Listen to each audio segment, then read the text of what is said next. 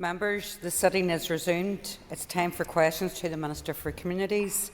Questions 6, 7 and 9 have been withdrawn. I call David Honeyford. Question 1. Minister. I will be meeting next week with the Minister of Finance concerning sports facilities investment. I will, however, continue to make the case at executive level for improved funding for my department so that it can provide better services across all its activities, including sport. The Minister announced £82 million of spending for 20 clubs when he's £36 million available. The GAA, Ulster Rugby, Ulster Hockey and all the other sports also need capital investment. So can the Minister tell us what other capital funding he's exploring to bridge that funding gap, that we can finally see the delivery of the full football fund, Casement Park and all the other grounds that need upgraded? Of course, I want to see sporting need met in all areas of Northern Ireland, and I want to make sure, importantly, that the £36.2 million that's been waiting for many years can be spent. That's why there has been a degree of over-planning, so that if other sports fall out, if some of the clubs fall out because they're not ready to proceed at that stage, that we will still have the funding available so that some can proceed and we can get the money spent. But I do recognise there is a need for additional funding for sport in Northern Ireland. I'll certainly be making the case for it. I call Nicola Brogan for supplementary. Thank the Minister. Last week in the Communities Committee, Department officials mentioned that the Minister was also seeking additional and alternative funding for the football fund. So can the Minister confirm if he's seeking additional and alternative funding for other sports or projects, or is it just the football fund that he's seeking these funds for? Minister. Well, certainly there's a need there within football, and the officials in question were answering directly in relation to the football fund, but I've always said we need more money for sport across Northern Ireland. It's one of the reasons why I brought forward the Olympic Legacy Fund, because I realise that outside of the three main sports, there are many sports that don't feel that they're getting the funding that they deserve, and that's why I am putting a proportion towards that so that those needs can be, I hope, partially met, but I'll always be an advocate for more money for sport in Northern Ireland. Thank you. I call David Brooks for supplementary. Thank you, Principal Deputy Speaker. I thank the Minister for the investment he has made in sport, and I know that he values equality across sports. Does he accept that at this point football and rugby are £50 million behind when it comes to equality of funding? Minister.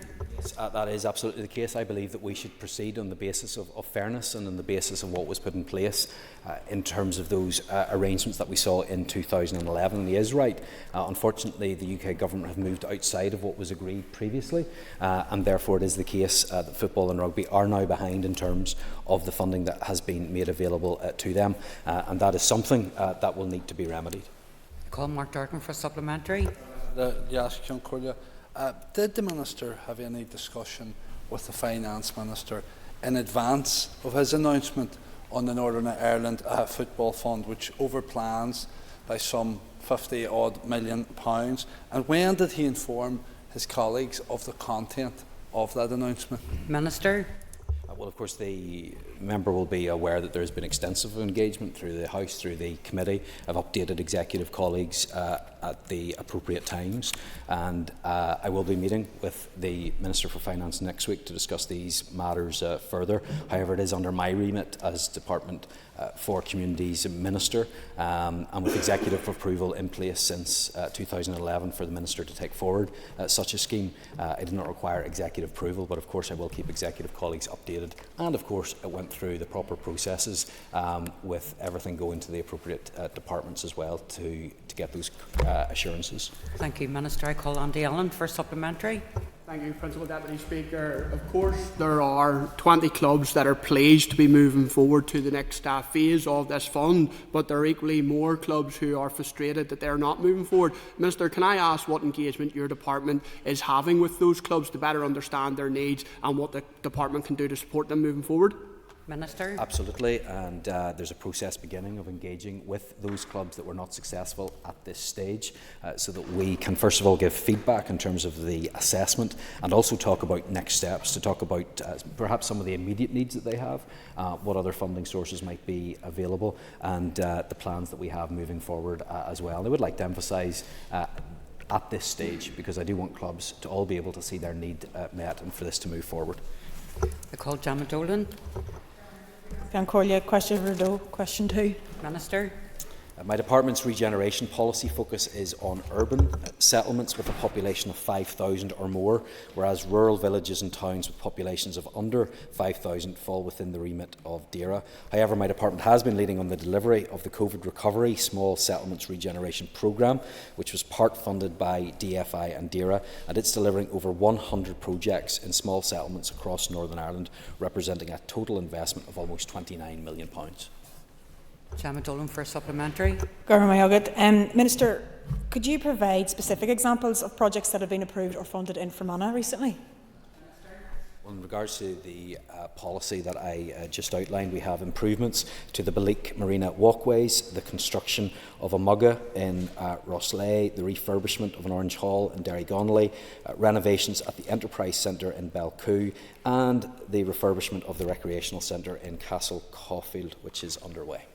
Call Palm Cameron for a supplementary. Thank you, Speaker.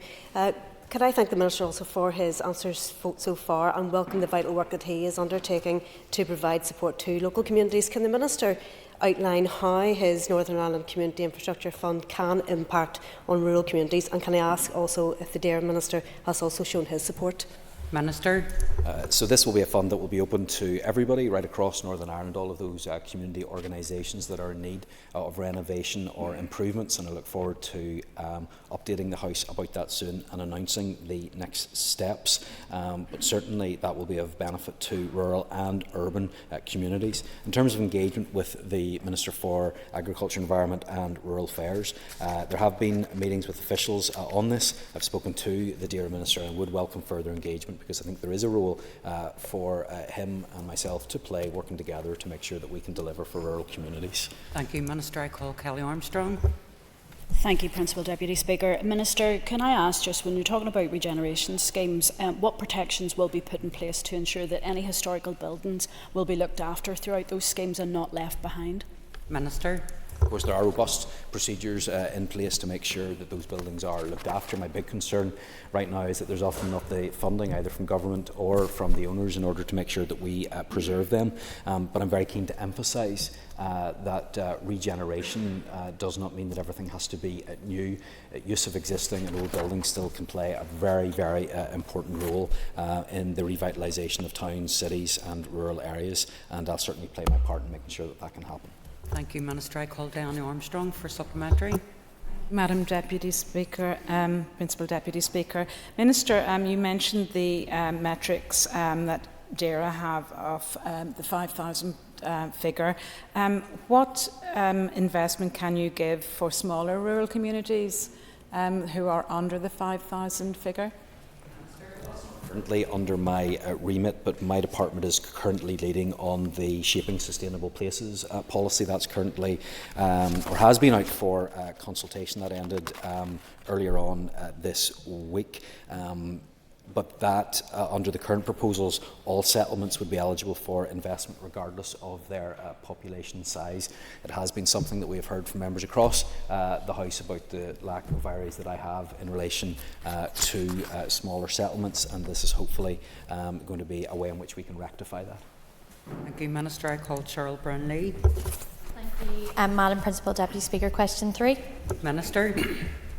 The funding programmes delivered by the Arts Council on behalf of my department support musicians through various programmes, with an investment from my department of £750,000 for 2025-26. The Musical Instruments programme provides 3 strands of support for various groups and individuals. In addition, with an investment of £100,000 from my department, the Travel Awards for Bands programme will help bands with the travel costs and promote music making and player development, and complement the Musical Instruments for Bands programme. The Ulster Scots Agency has supported marching bands in Northern Ireland in 2025 through providing grants of £121,000 to 69 bands for community tuition and £12,300 to 46 schools for band-related tuition. Additionally, the agency provides ongoing opportunities for bands through major events such as the Belfast International Tattoo, as well as providing support for bands through mentoring and capacity building. Minister, I call Cheryl Brownlee for supplementary. Thank you. The Travel Fund was welcomed by the marching band sector, but Minister, can you assure us that this will be a rolling programme that will allow bands the time to plan for their travels? Minister.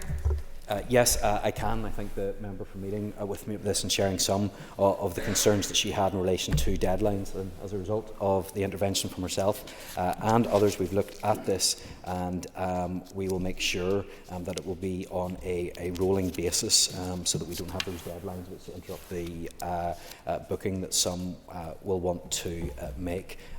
So I think it's good that we have this fund in place. We were recently at an event in Carrickfergus where marching bands came from the United States and were able to put on a fantastic show for us. I want people from outside Northern Ireland to be able to benefit from the talents of our bands and our musicians, and this is one way in which we can help to do that.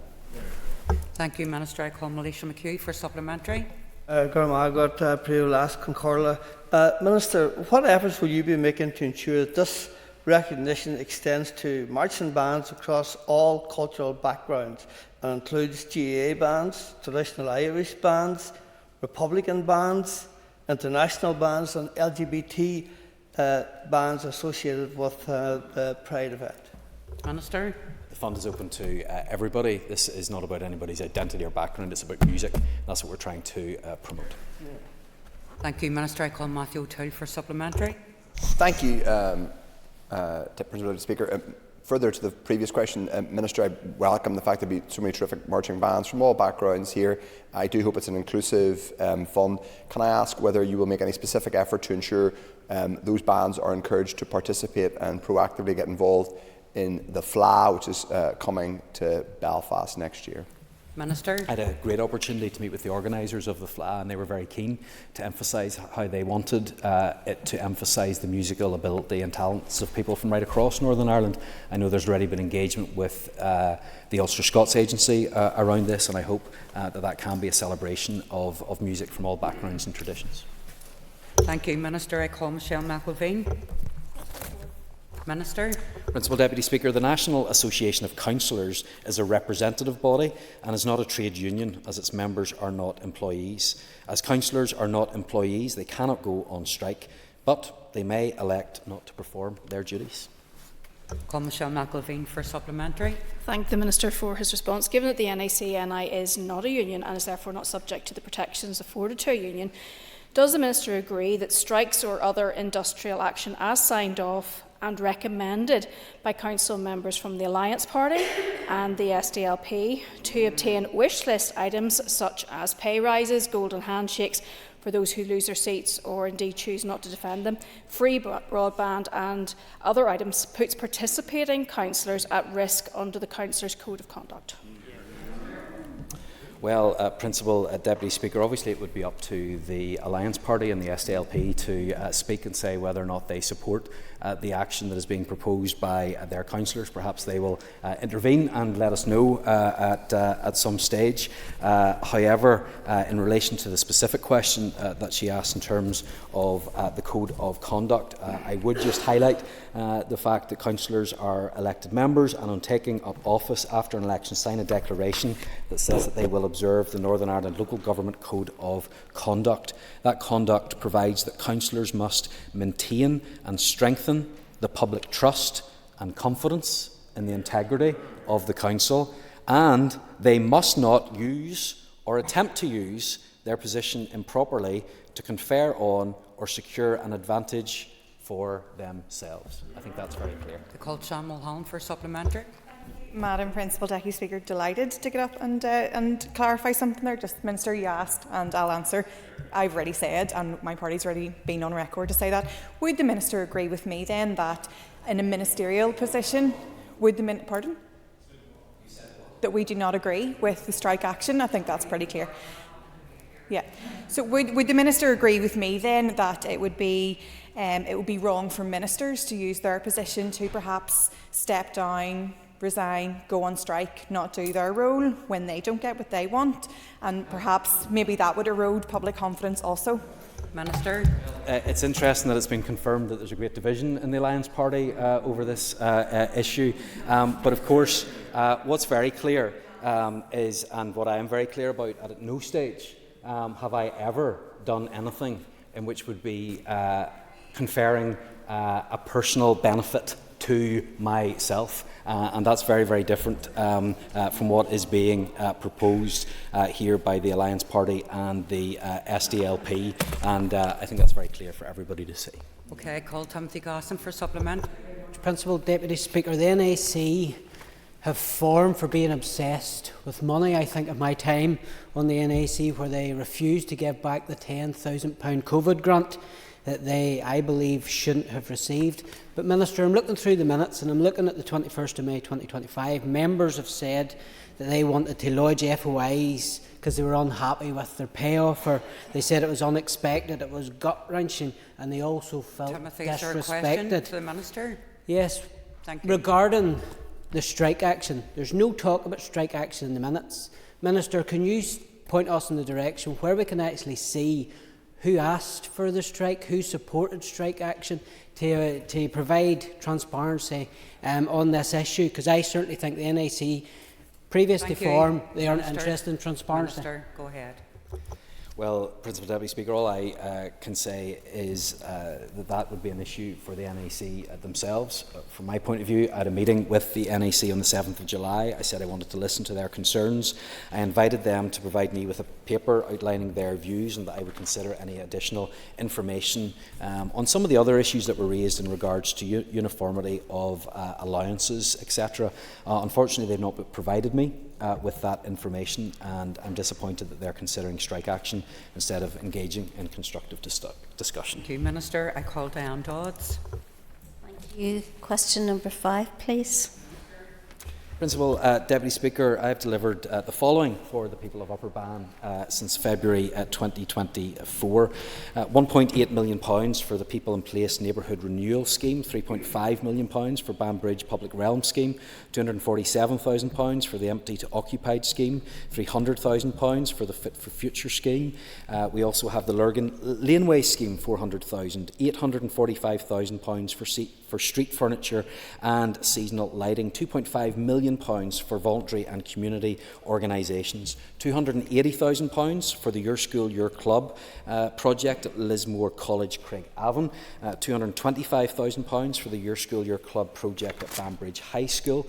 She will be aware of the clubs that have progressed as a result of the Northern Ireland Football Fund, over £9 million through the Northern Ireland Housing Executive Completed Maintenance Scheme, £6.76 million in terms of the planned maintenance scheme, over £1 million through labour market partnerships, £60,000 through the Arts Council Musical Instruments Scheme, 87 new starts for social housing, 153 co-ownership property completions, 1,738 people helped to access additional benefits worth £3.8 million through the Make the Call service, which I have protected. We've had 12 job fairs, and Sport NI have supported many clubs, including the Northern Ireland Karate Club and Warringstown Cricket Club, and in addition we have supported 10,010 pensioners through the £100 winter fuel support payment. Thank you, Minister. I call Diane Dodds for supplementary. Thank you. And thank you, Minister. It's good to hear of a record of a DUP Minister delivering for people across all of our constituencies.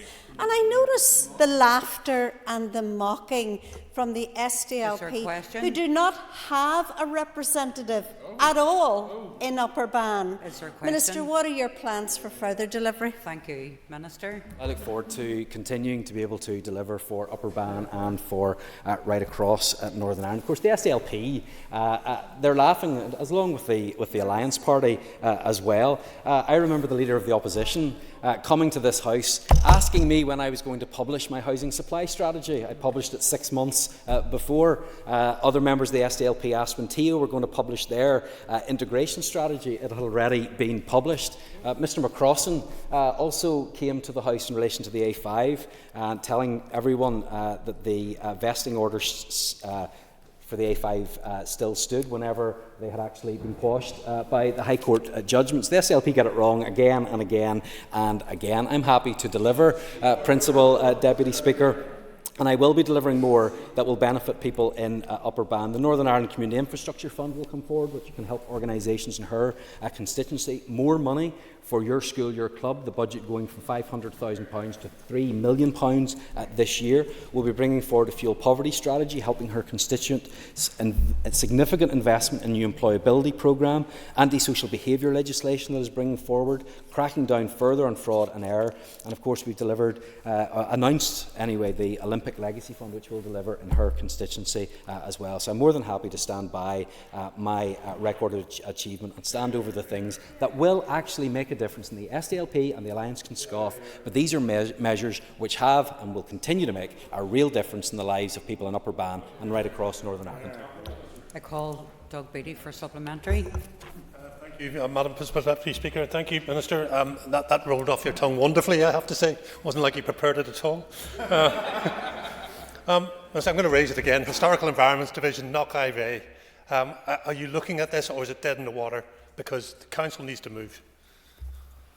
Well, Principal Deputy Speaker, we can only take responsibility for what is within our gift and within our responsibility, and decisions were made by the Council, and those decisions stand. I'm always happy to meet and to see what alternative pathways there are forward, but obviously I have to operate within the law. But if there's anything further that we can do, I'm happy to do that, because I understand the public concern that exists. Sinead McLaughlin for supplementary. Thank you, Speaker. Minister, that's a new one for us here. You answer the member for Upper Bann by directing your reply to the SDLP. It's a bit strange, but anyway, you're the Minister. Minister, how can you ensure regional fairness and balance in investment decisions within your department, or have you not adopted that policy priority within the Department for Communities? And what measures do you make when you're making investment decisions? Minister. Well, yes, I will refer to the SDLP when they scoff and laugh at what it is that we have been able to deliver through this department, and I'm going to keep on delivering. Time, and people think it's a bit of crack. It's actually not. There are people waiting here on answers. So could we all, including the Minister, address your responses to the questions that are asked and keep the political nonsense for afterwards? And that includes everybody. Go ahead. Thank you, Principal Deputy Speaker. I'm here to deliver on behalf of all communities in Northern Ireland, and I have delivered in her constituency as well, and I look forward to more announcements that we're going to be able to make very shortly about how we are investing. Of course, we do look at regional balance. It is taken into consideration in the decisions that we make as well, depending upon the process that is already in place. But we have delivered. We've delivered in terms of public realm scheme, in terms of the Harbour Square development. She's shaking her head, but it is the truth that we are delivering. We are getting on with that. I of course want to do more. I want to do more, and I wish we had the funds to do more, but I can assure the member that we will treat everybody equally and make sure that we share the benefits of the things that we're able to do right across Northern Ireland. Thank you, Ministers. Questions 6 and 7 have been withdrawn. I call Alan Robinson for question 8. Principal Deputy Speaker. Alan, Minister. Deputy Speaker, my department has developed proposals which will ensure that social landlords have appropriate powers to deal with antisocial behaviour. I've brought forward a paper for the Executive's consideration outlining proposals to amend legislation, specifically injunctions against unacceptable behaviour, grounds for possession and changes to eligibility for social housing and full-duty homelessness status where there has been unacceptable behaviour. Thank you, Principal Deputy Speaker, and I thank the Minister for that response. I'm sure, like me, he is frustrated at good people and good tenants being terrorised by bad people and bad tenants. So today his announcement is very important, but can the Minister indicate when these issues that he refers to will be brought to the floor of the House? Yes, absolutely, and I think any public representative that's in touch with their communities at all will get these complaints coming through of that small number of people that are making life exceptionally difficult for others, and it's time that we use the powers that are available to us and give more powers if necessary. So I want this bill to be introduced in early 2026. I need executive approval, and I hope that the First Minister will allow that to go on to the agenda, and that other executive ministers will give me support. At that stage, I can bring it to the floor of this House. Thank you, Minister. I call Ciara Ferguson for supplementary. Principal Deputy Speaker, could I ask the Minister what contact he's had with other departments? I'm specifically thinking of Department of Education and our youth workers, and then obviously yourselves through Community Development and likewise Department of Justice, about increasing and improving diversionary activity in those hotspot troubled areas within our estates. Thank you. Minister. There are other areas within my department that help to take forward that sort of work, and I welcome that. Of course, with the particular policy proposals that we're talking about right now, that will have gone to all executive ministers for their comment, and I look forward to hearing from them if they haven't done so already. Thank you, Minister. I call Andrew McMurray for supplementary. Good day, Speaker, and thank you, Minister. Minister, I was just wondering if you've had any discussions with the PSNI on data sharing with all social housing providers. Minister. Yes, discussions have been ongoing. Of course, there was a consultation around this jointly with the Department for Justice as well, and we will look at all avenues that are open to us to make sure that we can tackle the scourge of antisocial behaviour, which is causing exceptional difficulties for many, many people. Thank you, Minister. Call Justin McNulty for supplementary.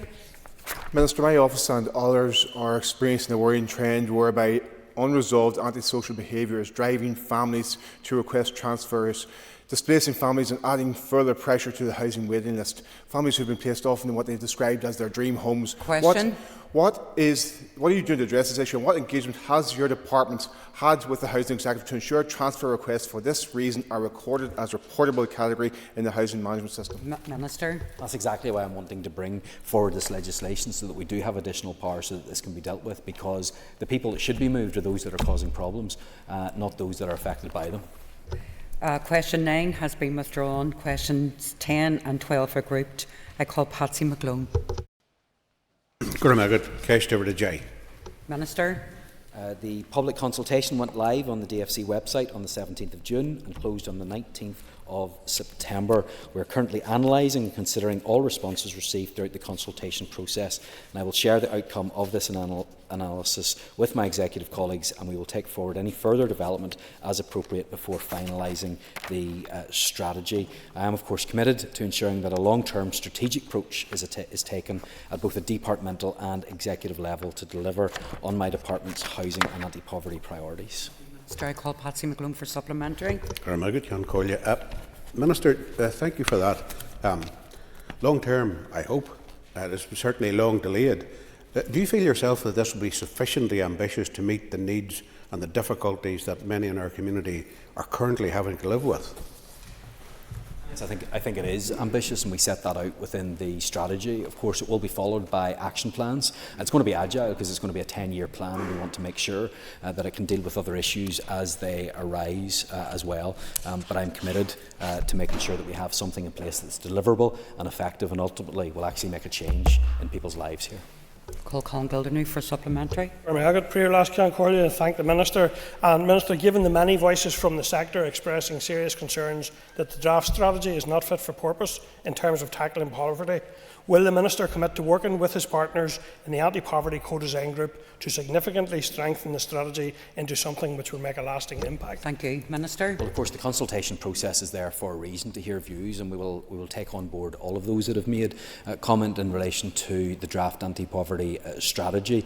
But ultimately, I will need to get approval from the executive. The executive signed off on the draft strategy. All members of the executive were asked to contribute their ideas, what they wanted in it. So the executive had allowed this to go forward for consultation. I want to make sure that it has everything in it that it needs to have, but I think even more importantly, we need to make sure that the action plans have what is required as well. But it will be up to executive colleagues to decide whether they want to change it and whether they're willing to put in some of the other measures that may be suggested. As for me, I'm more than open to any of those that come forward that we can actually deliver. And McAllister's not in her place. I move to Doug Beattie. 11, please. Minister. Private developers can use vacant housing executive land to develop social housing, but only in collaboration with a registered housing association. Housing executive land has featured in the development programme with 31 units developed by associations in collaboration with private contractors on housing executive land last year. I would encourage any interested private developer to contact our housing associations and or the housing executive. Thank you, Doug. You have less than a minute for supplementary. Thank you, Madam Principal Deputy Speaker. Mr. Legahori in Craigavon has got footpaths, street lighting, sewerage, entrance and exit roads, but not a single house. Would the Minister encourage the housing executive to give that land to developers so they can develop housing on that? 30 seconds, Minister. I'm certainly happy to look at the individual development which he is talking about. I don't know enough about it to make comment at this minute, but yeah, I'm happy to chase that up. Listed questions. I will now move on to 15 minutes of topical questions, and I call Mark Durkin. Last week, when I asked the Minister if he would publish in full the options and advice he'd received from officials before he decided that the North West would get nothing from the Northern Ireland Football Fund, he decided that attack was the best form of defence and didn't really answer the question. Can he answer it now? I'm not quite sure, I didn't quite pick up what he said there at the start, but in terms of releasing the information, I am happy to consider doing that. It wouldn't be what we normally do, simply because of the process and the names involved and the rankings and the clubs and where they would be, and out of respect to them we wouldn't normally do this. However, some have questioned the process so much, some have tried to inject uncertainty into that process as well, that it may be necessary for us to do that. I will be taking advice on that and we will see where that goes, but let me be clear, I will robustly defend the process that was put in place. I will robustly defend my officials against some of the slurs that have been directed towards them, and also the clubs which have also been called into question, those that were successful. But I'm happy to return to this issue. Thank you, Minister. Mark, I couldn't hear at the start either. Could you speak up? Gormarket. Well, I certainly didn't slur any officials, nor did I slur any clubs. Obviously, any and all clubs that were unsuccessful will be unhappy, but there is a common consensus across all clubs and across all communities that Institute and Ards have been particularly hard done by this process. What plans are there, Minister, to help those homeless clubs? I fully recognise and understand the concern that those involved with those two particular clubs face, and I do recognise the concern that has been expressed. From my point of view, we had put through the process that's currently in place, and there was obviously a different marking scheme for those that did not have their own club when it came to footballing need. But I will meet with those clubs. I'll be meeting with them shortly. We will look at options, we'll talk about the future, but ultimately it would be great that if we could get more investment in football so that more clubs can be taken forward, and that's certainly something that I will be calling for, and I hope to be able to talk to executive colleagues about that, because football is now £50 million behind in terms of fairness, but I also want to look at other sources of finance, including financial transactions capital. Thank you, Minister. I call Robbie Butler. Thank you, Madam Principal Deputy Speaker. Minister, with the shortage of build in private and social homes, can the Minister give us an update where he would be with regard to the housing executive, in particular with regard to their powers to borrow against their asset to maybe expedite the amount of houses we need built? Minister? Yes, absolutely. This is something that I've been working on since I came into office. I believe it's critical for us to be able to build more homes, but importantly to also preserve the stock that we do have, because of the lack of investment. There is a problem. I have written to the Department of Finance following an engagement I had with the Secretary of State in the last couple of weeks. I want to get everybody in the room, round the table, so that we can finally work out what it is that the Treasury, that DOF, that ourselves, that the Northern Ireland Office need to do in order to get this going, because we need it to happen. It should be a priority for the government, certainly a priority for me. Thank you. Robbie Butler for supplementary, please. Thank you. Thank you, Madam Principal Deputy Speaker. I welcome the Minister's answer, and I can assure him of the Ulster Unionist Party's support if he does indeed bring that forward. So that's the new stock. But with regard to the existing stock, I've explained before there are significant problems with maintenance and quality of maintenance and access to maintenance of some of those properties. Can the Minister give us an update in regard to any works that he has undertaken in that space? Minister. Well, of course, this is an area of concern, and I'll frequently have representations from constituents and from colleagues around this House about housing executive maintenance. I want to make sure that we can have people living in the homes that they want to live in, and to the standard that they want as well. Some of these issues will be addressed through the fuel poverty strategy as well, but ultimately we need more investment, and the easiest way for that investment to come is through the borrowing powers that the housing executives so desperately need. And I would encourage everybody in this House to get behind that call so that we can make a real difference. And I think it's one of the most important things that we could do if we can achieve that in this Assembly mandate. Thank you, Minister. I call Kelly Armstrong. Principal Deputy Speaker. Minister, can we get an update on when we will see the Disability and Work Strategy? Minister. I will be looking forward to launching that within the coming days. Kelly Armstrong for supplementary. Glad to hear that, Minister. When will we find out those third-party organisations that deliver the programmes to support people with disabilities in work, when their funding may well be available, and how long that will be for? Minister.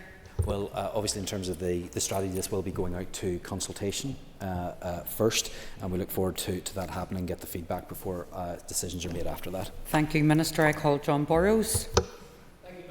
Deputy Speaker, I know we didn't get to Mr Frew's question. We share a constituency. Could the Minister outline what he has done to deliver for the constituents of North Antrim?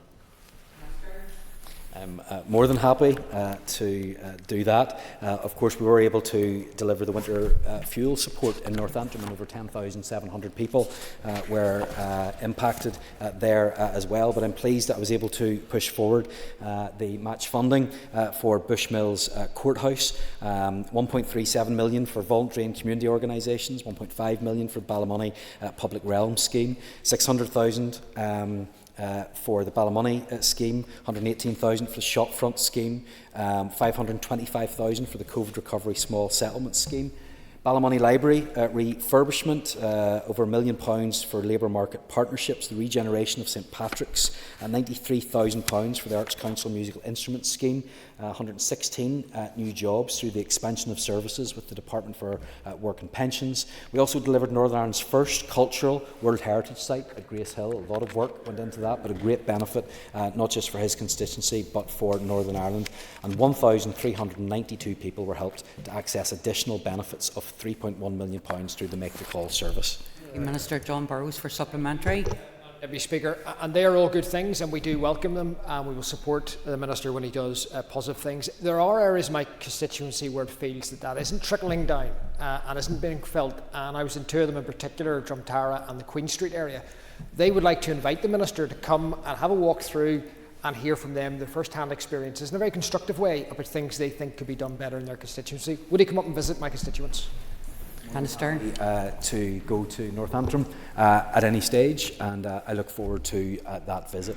I think it is important to highlight what we have been able to achieve. I see some people were shaking their heads and tutting when I was listing the achievements that we have had in the department, but I think it is important to note that we are making a difference. We are making changes. There are things that are happening that otherwise would not have happened if we were not in post, and I am proud of the things that we have been able to achieve, but I believe there is far more that needs to be done. He mentions particular areas there, and that is something that perhaps the Shaping Sustainable Places pilot will be able to, or programme will be able to deliver as well. So let's deliver what we can, let's show people that we are getting things done, but let's also identify other problems that exist. Let's work together to see what we need to do to tackle those as well. Thank you, Minister. I call down for Forsyth. Thank you, Madam Principal Deputy Speaker, and thank the Minister for his answers so far. Minister, in my constituency, we are very privileged to have the Tollymore National Outdoor Centre, and sadly, earlier this year, following Storm Éowyn, it was closed, and then later in the year, we heard that it is subject to a strategic review. Minister, could you give us an update on what is happening with that? Minister. Yes, the member will be aware of what happened in regards to Tollymore and the damage that was done.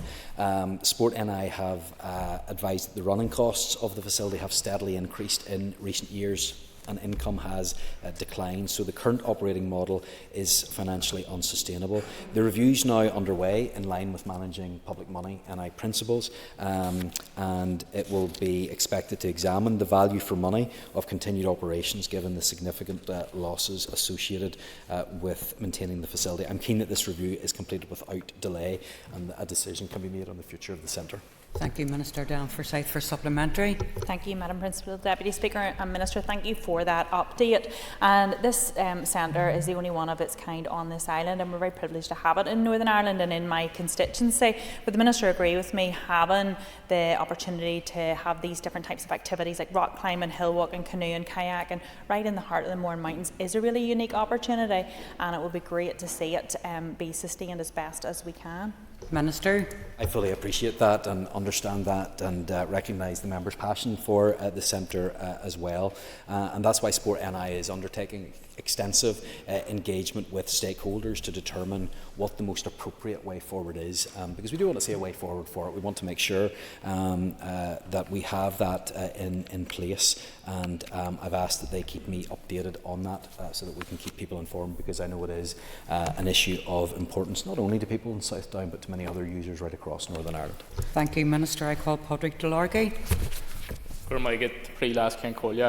Minister, there's real anger and frustration in Derry that Derry City have been left out of the football fund.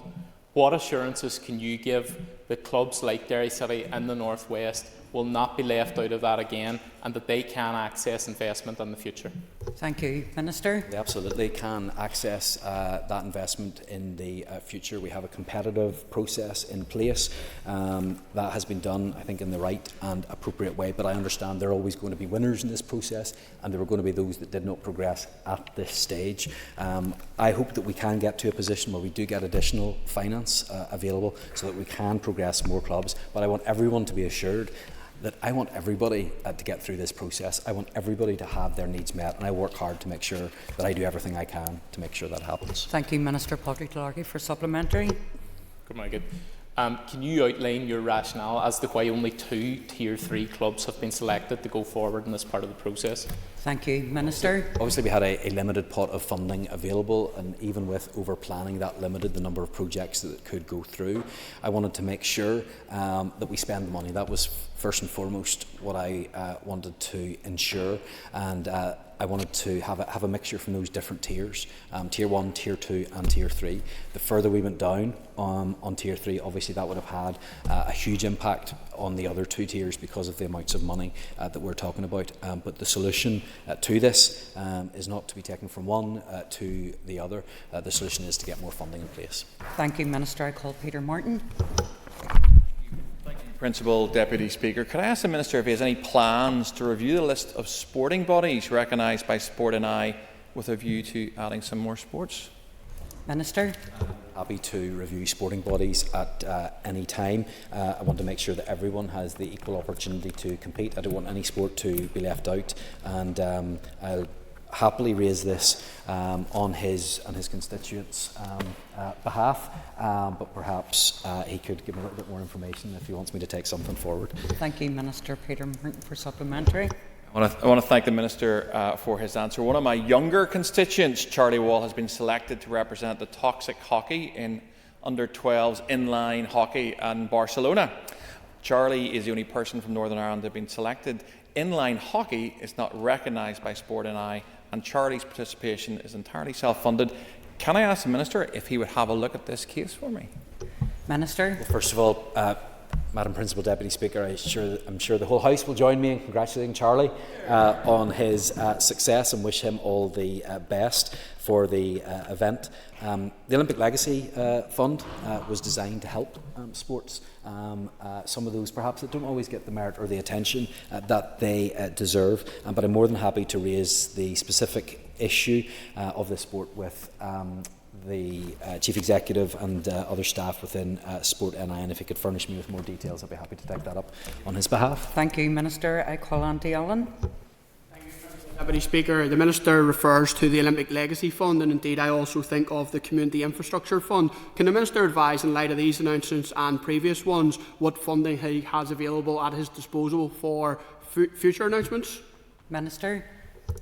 Well, there have been quite a few announcements that have been made and funding allocated, and there's not much more that we're going to be able to do in this financial year. But I always want to make sure we make the best use of the funds that we have. We're bringing forward the Olympic Legacy Fund, we're bringing forward the Community Infrastructure Fund, because those are the things that people said that they wanted, those smaller level of investment in their community. And we'll certainly look at the budget moving forward to see whether more resource needs to be allocated to those or indeed any other schemes. Thank you, Minister. Andy Allen for supplementary. Thank you, Principal Deputy Speaker. And the Minister rightly alludes to what people want us to be bringing forward. And another area I think of, and indeed declare an interest as a disabled person myself, is access within society. And I know the Community Infrastructure Fund, for example, will improve community access. But can the Minister advise if he has anything under active consideration for improving accessibility access right across Northern Ireland?